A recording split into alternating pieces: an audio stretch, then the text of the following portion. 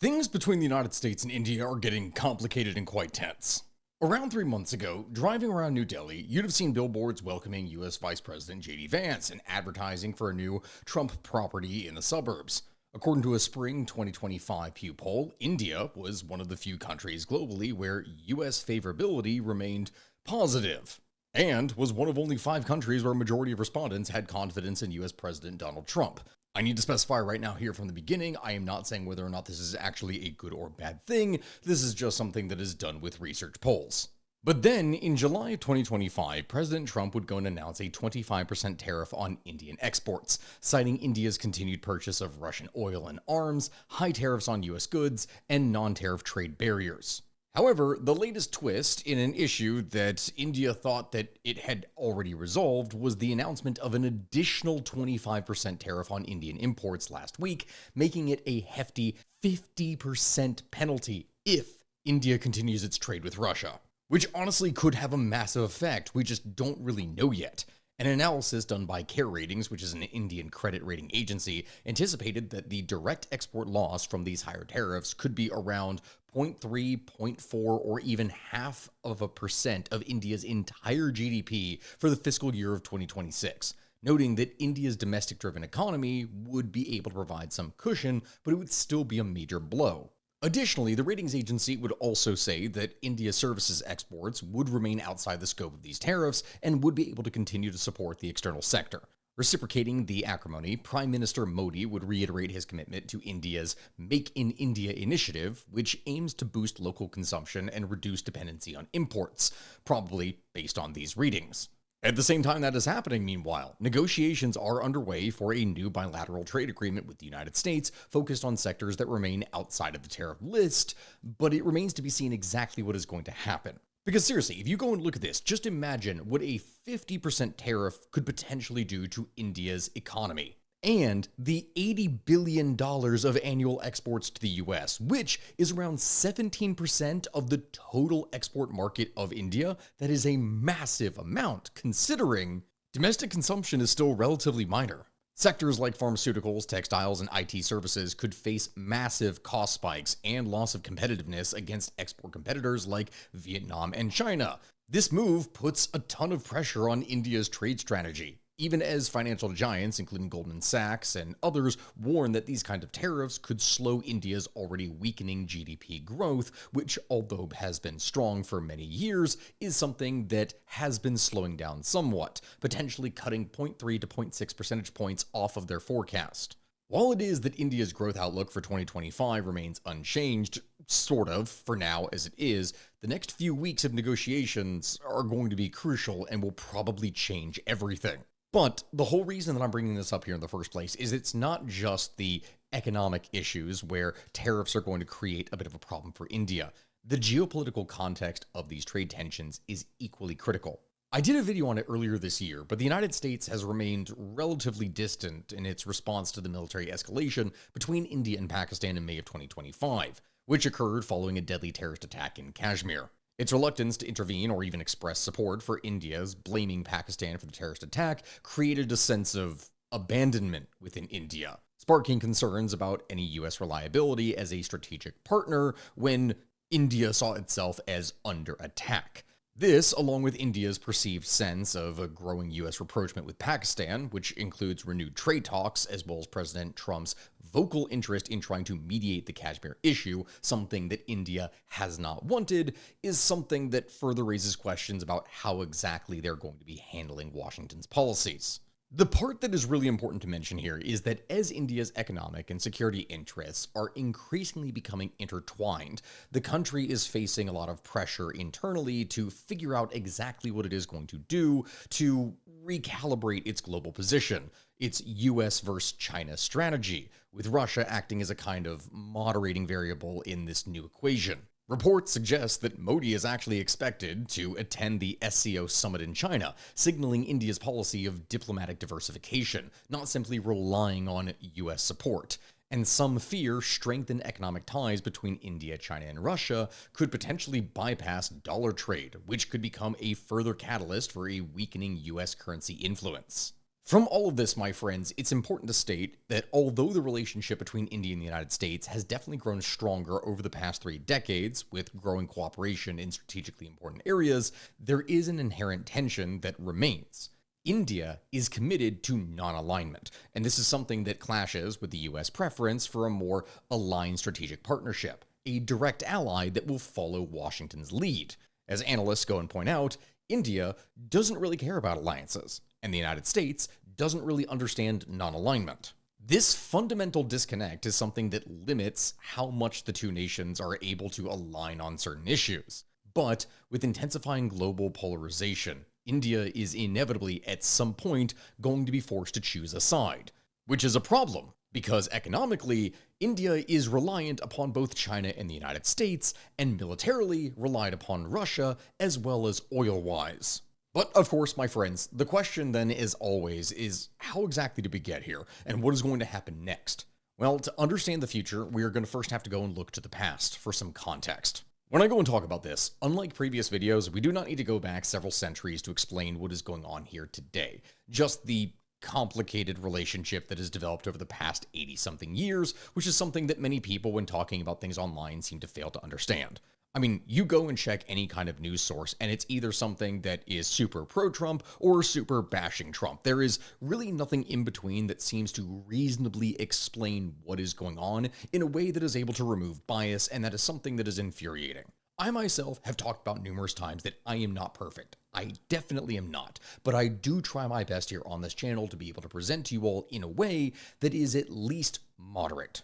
Which I can distinctly say that in the modern day and age is something that seems impossible now. But thankfully with today's sponsor Ground News, I'm able to present said information to you all. Ground News has been a longtime sponsor of this channel, and I have to say as a researcher, it is one of the most valuable tools that I have ever had in my arsenal. Because every time I am talking about a topic, you can bet that there's going to be some kind of inherent bias of the source that is presenting the information. I've said this, I'm not perfect, I absolutely am not. But knowing the bias of where your information is coming from is just as crucial as being able to understand the information being presented itself. Like, just as an example of what it is that we're talking about here today, one of the key points of pain for the United States has been India going and continuously buying Russian oil, supporting the war in Ukraine indirectly. Ground News goes and takes all the articles that is talking about this, compiles it into one list, and then is able to rate them based off their bias of left wing, center, right wing, etc., and then even go and compare those biases with one another.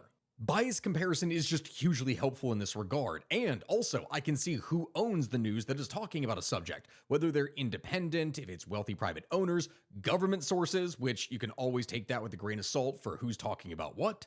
But at the same time that I say that, who is not talking about a subject can be just as equally important as who is talking about it. Ground News has a blind spot feature that shows what type of news stories are being disproportionately covered by one political ideology or the other. But if there is anything that is true, it is that you and I can both be better than we are now.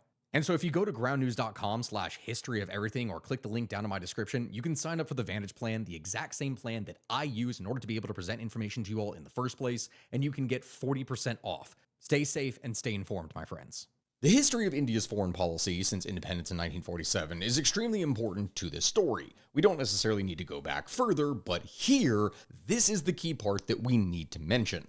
Because since its beginnings as a free and independent sovereign nation, India has always attempted to represent itself as a non-aligned state. It is free from formal treaty alliances with others. And that is important because at the time of its independence in 1947, this coincides with the beginning of the Cold War between the United States and the Soviet Union. Capitalism versus communism, if you will. India's early governments, after independence, were led by political leaders who were trained and influenced largely by British socialists in post-World War II Britain. From this, as well as its earlier history as a colony of Britain, it had and still has to this day a very deep hostility to Western colonialism, and that is something that has only complicated its relationships over the course of history. From this then, the United States under the Truman administration would lean towards favoring India in the late 1940s as a consequence of most US planners seeing India as a more valuable diplomatic asset than neighboring Pakistan. However, during the Cold War, Nehru's policy of neutrality was something that greatly upset many American planners who saw it as something that was unreliable to future strategic planning. From this, Nehru's 1949 tour of the United States was a fair diplomatic, or I should say undiplomatic, disaster, something that left a bad feeling for both sides. Nehru and his top aide, V.K. Krishna Menon, would discuss whether India should, and I quote, align with the United States somewhat and build up our economic and military strength, end quote.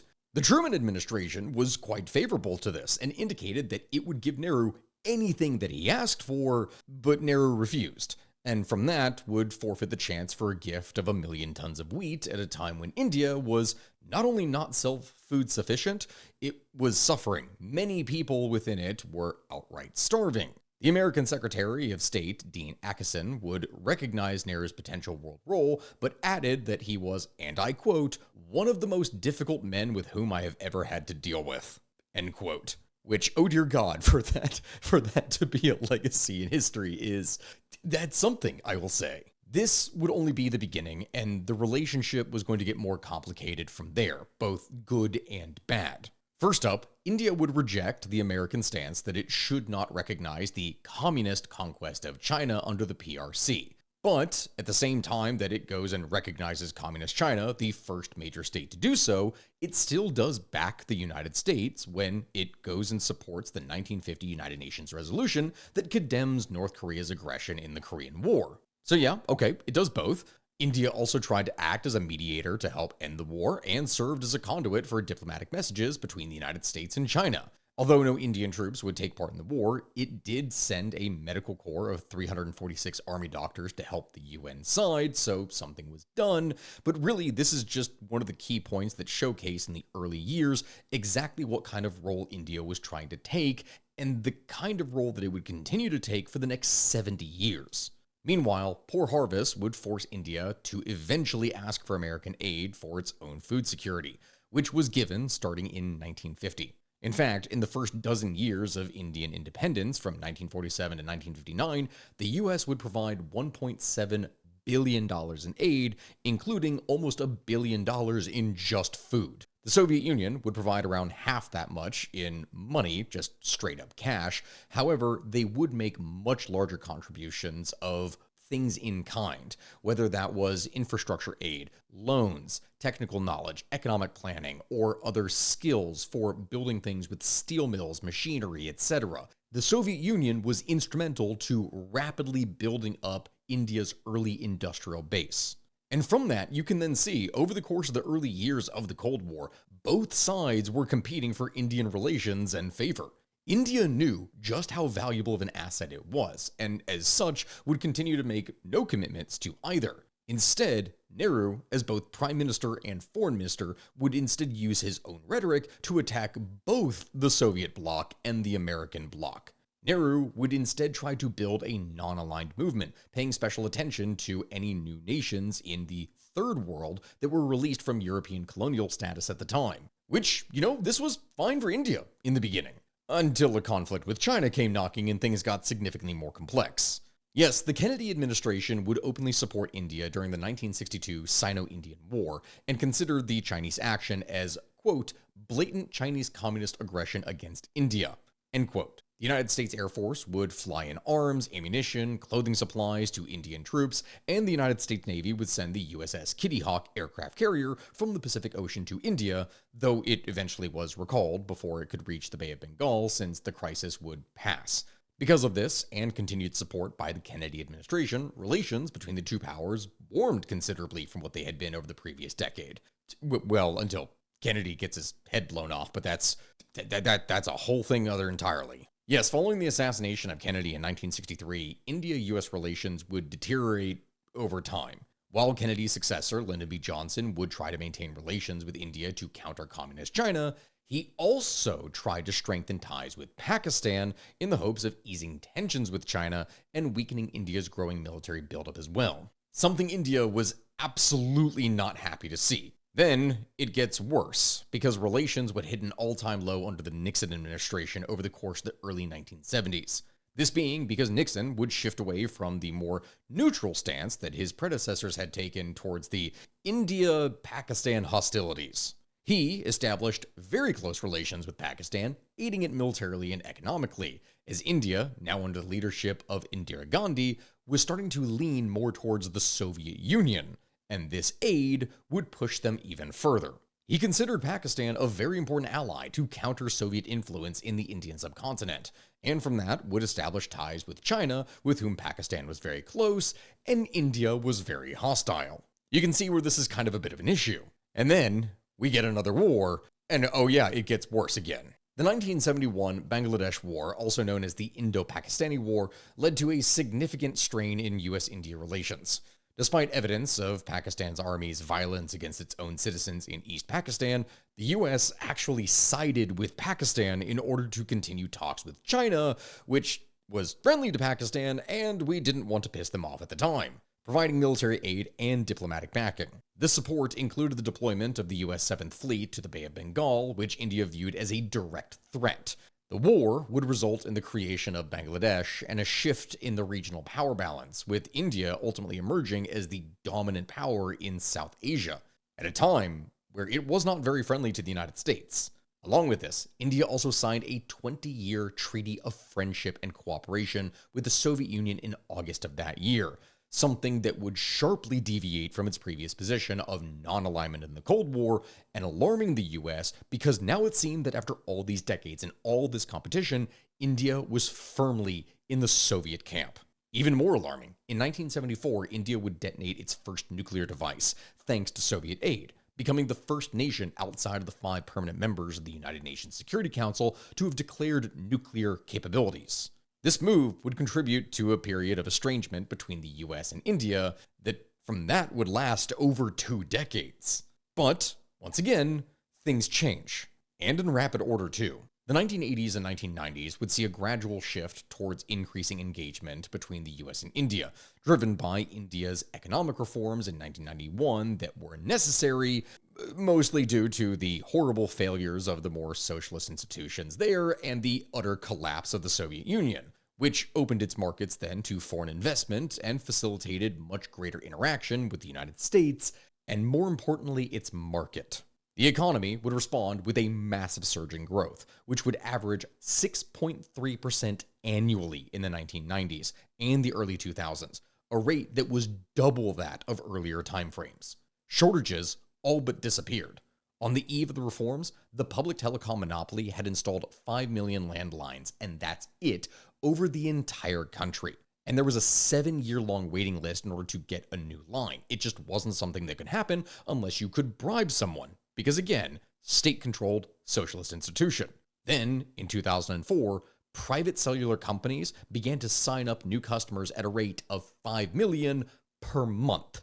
So mind you, 5 million over the course of the entire history of the public telecom monopoly, and then we transitioned to 5 million a month. The number of people who lived below the poverty line would decrease between 1993 and 2009 from 50% of the total population to only around 34%. Still high, but that number is getting smaller every year. The exact estimates vary depending upon the poverty line that is used, but even alternate, less generous estimates indicate a post-1991 decline of poverty that is more rapid than any other time since India's independence. Which sounds great, and you would think at that point that this means that relations between the United States and India are just on the up and up, but no, things are more complex, and that's always the case. Despite this, the 1998 nuclear test that would be conducted by India led to US sanctions under the Glenn Amendment, highlighting the ongoing challenges that one would experience with the relationship.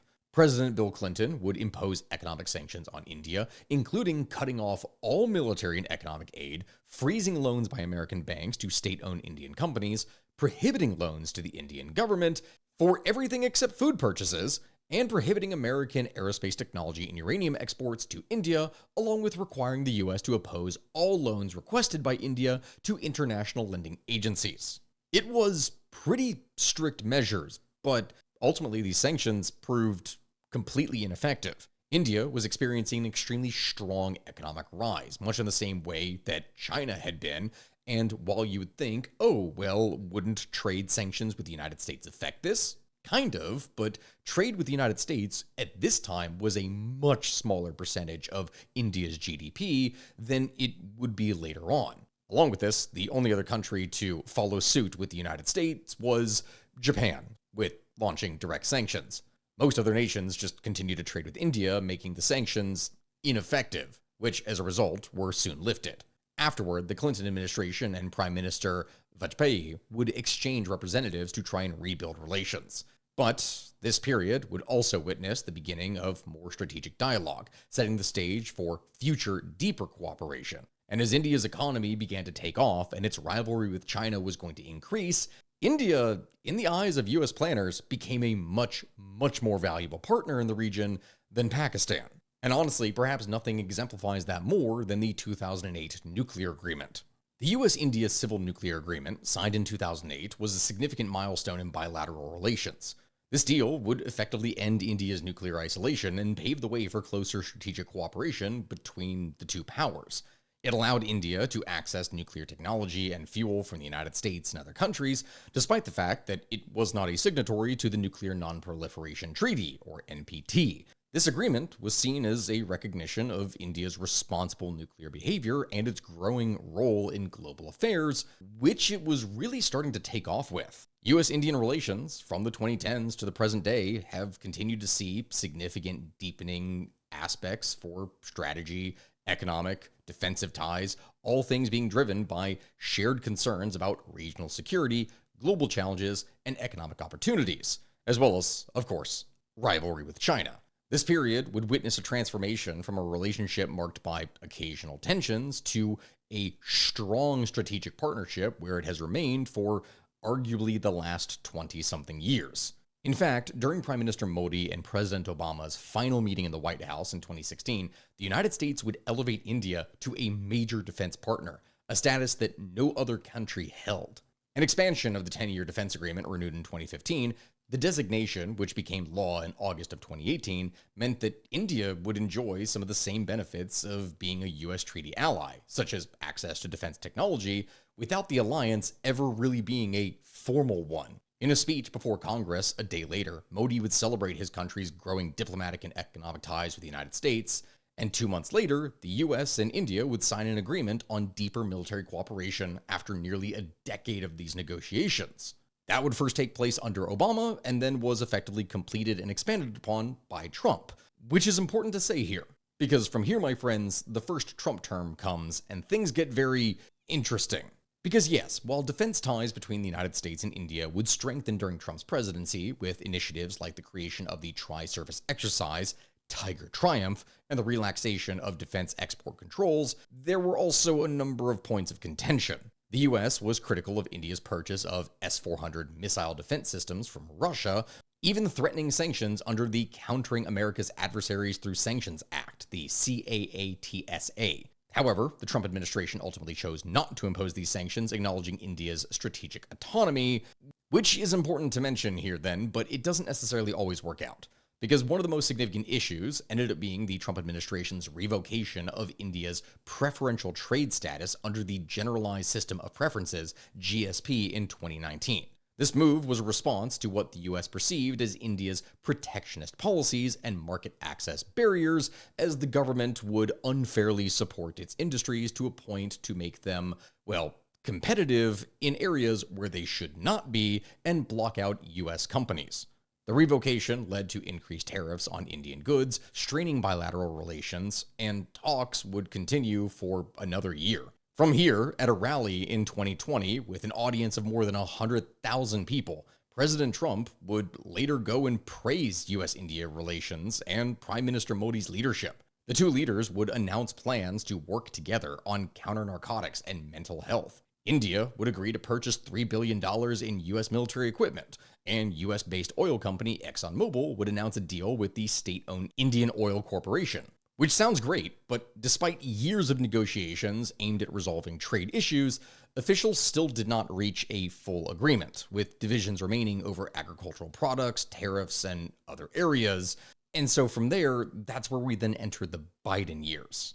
In September of 2021, President Joe Biden would host Prime Minister Modi at the White House, alongside the Prime Ministers of Australia and Japan, for the first in-person leader summit of the Informal Security Dialogue, known as the Quad. The leaders would agree to coordinate their strategic goals, including donating more than 1 billion COVID-19 vaccines globally and forming a low-carbon shipping network. A year earlier, the group had convened their largest joint military exercise in a decade amidst heightened regional tensions with China, which is something that would only continue going into the next decade. Which again, I need to stress, and we will likely cover in a future video, the Indian rivalry with China is one of the key factors for maintaining this partnership and relationship with India. That is the point. However, all that being said, partnership does not mean ally that will follow Washington's lead. Not at all, and that is extremely important to stress.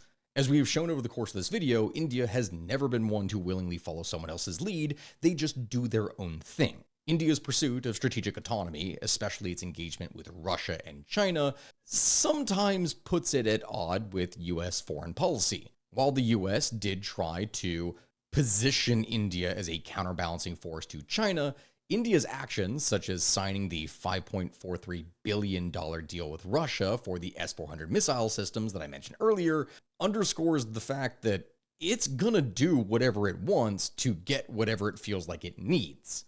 India's increased imports of Russian oil, which accounted for more than 30% of its total oil imports by 2023 and would be even larger going into 2024, became a strong point of contention. The Trump administration viewed this as a strategic alignment with Russia and a potential threat to US interests.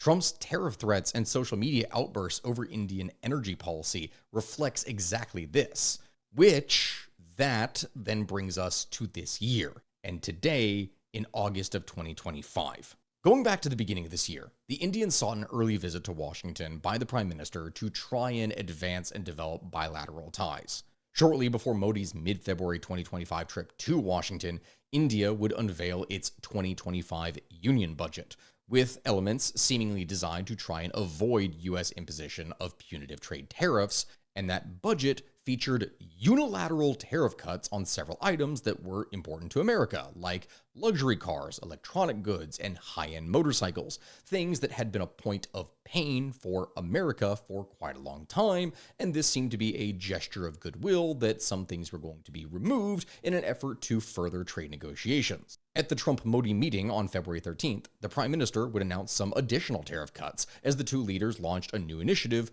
Mission 500, which aimed to more than double bilateral trade in goods and services from the $210 billion that it was in 2024 to $500 billion by 2030, which is massive. To do this, they announced plans to negotiate the first rounds of a, quote, mutually beneficial, multi-sector bilateral trade agreement, or BTA, by the fall of 2025, end quote. They further agreed to implement new fair trade terms in the BTA. And really, when we go and talk about that, all of these steps seem to indicate India's willingness to make substantial tariff cuts and work with Trump. But this is Trump we're talking about here. And so that same day, Trump would announce a fair and reciprocal plan on trade. When asked about this plan at his press conference with Modi, Trump stated that India is about the highest tariffed nation anywhere in the world, end quote. Since then, Indian and US trade delegations have traveled to each other's capital to try and hammer out the first phase of a proper trade deal, with India reportedly going and putting a broad range of tariff cuts on the table at the outset of negotiations, perhaps then hoping to avoid the reciprocal tariffs that Trump planned to announce on April 2nd.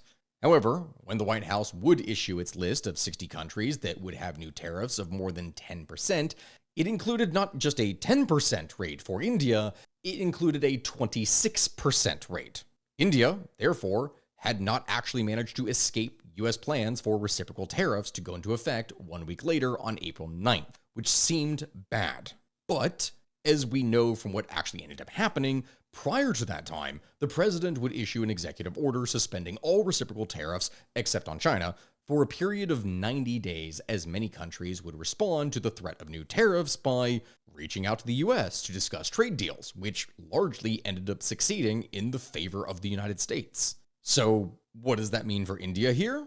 Well, that question hasn't exactly been determined yet. U.S. Treasury Secretary Scott Bessent would go and warn that Washington could increase secondary tariffs on India soon, Earlier this month, Trump would impose a 25% penalty on India, in addition to 25% additional tariffs for buying oil and weapons from Russia. He said the decision would depend on the outcome of President Trump's meeting with the He said the final decision would depend upon whatever the outcome is of the meeting between Trump and the Russian President Vladimir Putin, which actually at the time that I'm even recording this literally took place here today. It's Friday, August 15th at the time that I'm recording this here right now. So at the end of this video, I'm probably going to put an update depending on how exactly that turned out. But as Bessent would say in an interview to Bloomberg TV on Wednesday of this week, quote, "We've put secondary tariffs on India for buying Russian oil. And I could see, if things don't go well, then sanctions or secondary tariffs could go up," end quote. Now, a lot of you who are looking at this are maybe wondering, okay, why? Why would one do this to a strategic partner? Well, again, the answer is because while India is a great partner against China, it is not a great partner for just about anything else geopolitically. India's increased imports of cheap Russian crude oil since the Ukraine war have strained relations between the United States and India. It's disrupted many of the ongoing trade talks with Washington because it's seen as something that is weakening the overall position of negotiation that is trying to be established. Russian oil made up 35 to 40% of all of India's oil imports in 2024. That is up from just 3%, which is what it was in 2021. As for why they would do this in the first place, I mean, logically, it just makes sense. India has defended its purchases of Russian oil, arguing that as a major energy importer, it needs to buy the cheapest available oil to protect millions of poor Indians from rising costs, which, again, logically, yes, that does make sense.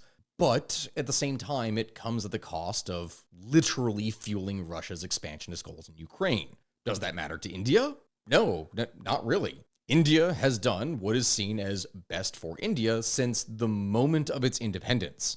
That is not going to change for anyone. Not for Trump, not for Putin, not for Xi Jinping, not anyone. And so based on this fact, there's a chance that Trump's madman theory, which for anyone who's been watching anything with geopolitics, this whole thing asserts that unpredictable actions can force an opponent into compliance.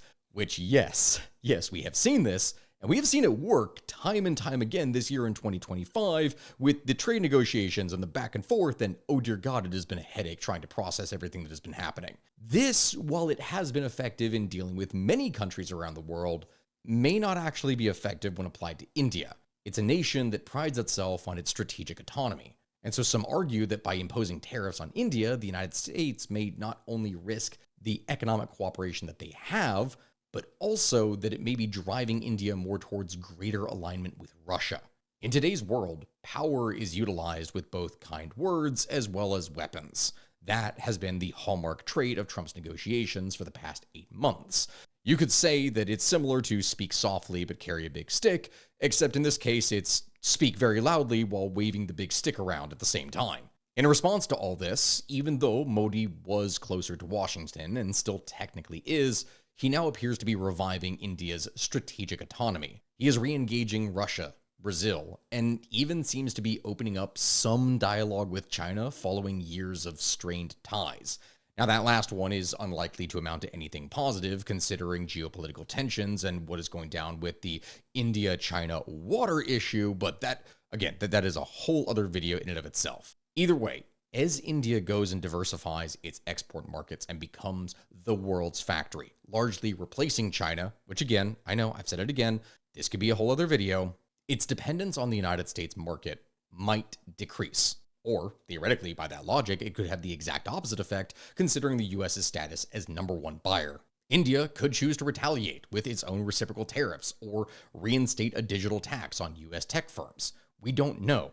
However, any of these options could just escalate the situation further. Now, I don't want this to really end here on a sense of doom and gloom because that wouldn't be accurate.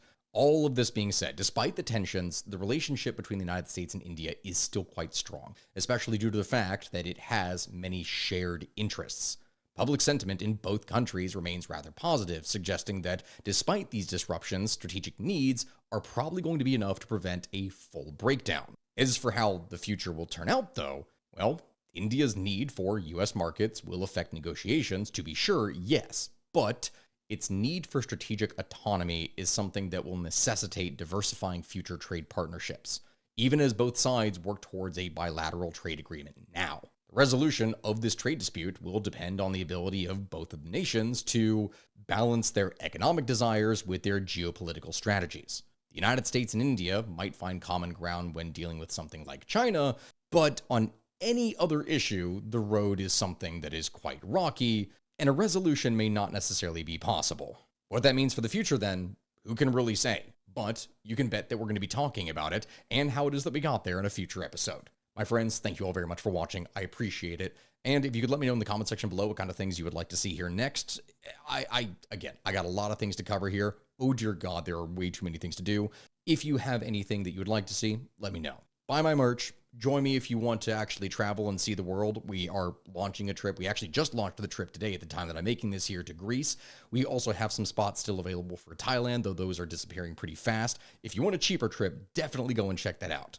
I will see you all here later. Goodbye, my friends. Best of luck to you.